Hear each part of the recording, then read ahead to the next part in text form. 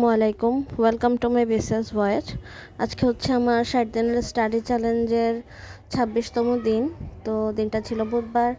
আজকে আমার স্কুল আছে। গতকালকে আমি প্রায় রাত 2টা পর্যন্ত পড়ছি। তো সকালবেলা ঘুম থেকে উঠতে 6টা 10 হয়ে গেছিলো।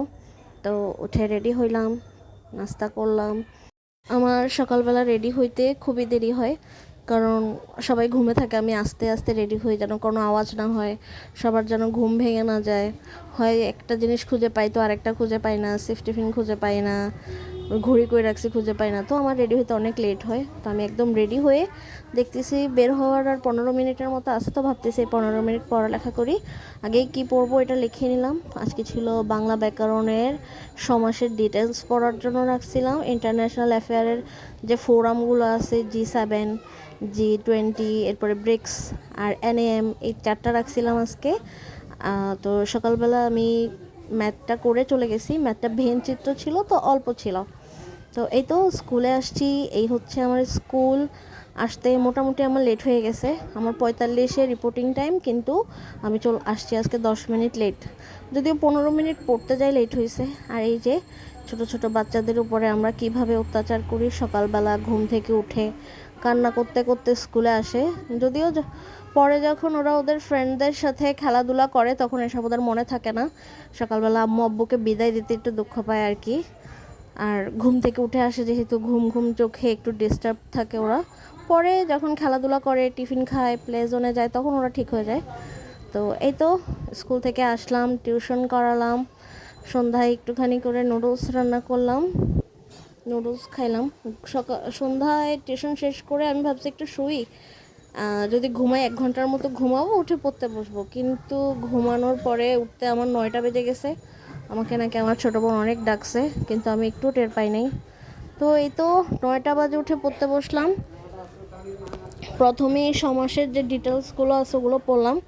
আমার সমাস অনেক কঠিন লাগতো, কিন্তু পড়তে পড়তে আমার আবার সমাস মনে পড়তেছে। আগের পড়াগুলো মোটামুটি সহজ হচ্ছে, যদিও আবার পড়তে হবে, এত একটা মনে থাকবে না পরে।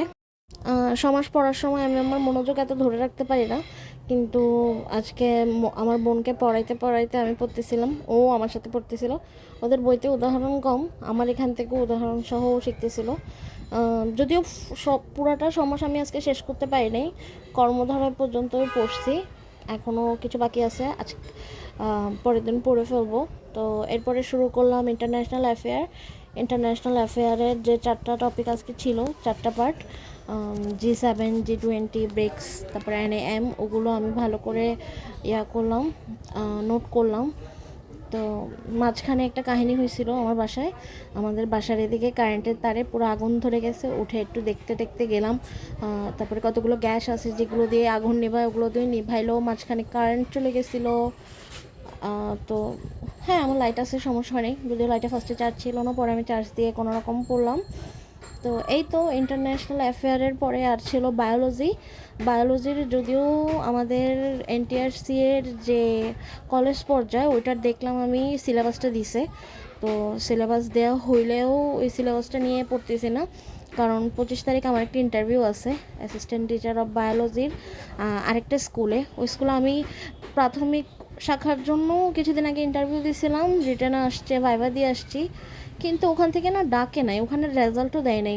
ওখানে সার্কুলার দিছে, প্রায় 1 বছরের মতো হয়ে যাচ্ছে, 1 বছর না 7 মাসের মতো হয়ে যাচ্ছে, কিন্তু ওনারা কাউকে ডাকেও নাই, ওইটার রেজাল্টও দেয় নাই। আমি অন্যান্য মানুষের থেকেও খবর নিয়েছি, ওনারা টিচার নেয় নাই। তো ওনারা সার্কুলারটা খালি খালি কেন দিল জানি না। 300 টাকা আমাদের ব্যাংক ড্রাফট করা লাগছে।